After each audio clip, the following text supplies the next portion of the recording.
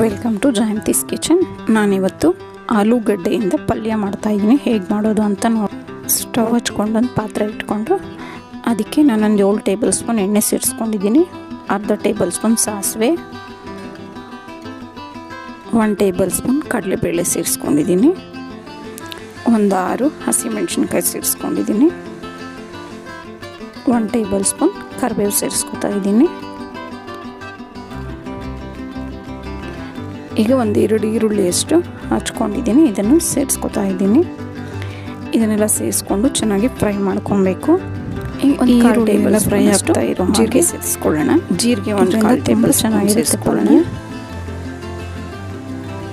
ಮತ್ತು 1/4 table spoon ಅಷ್ಟು ಅರಿಶಿನ ಪುಡಿ ಸೇರಿಸ್ಕೊಳ್ಳೋಣ.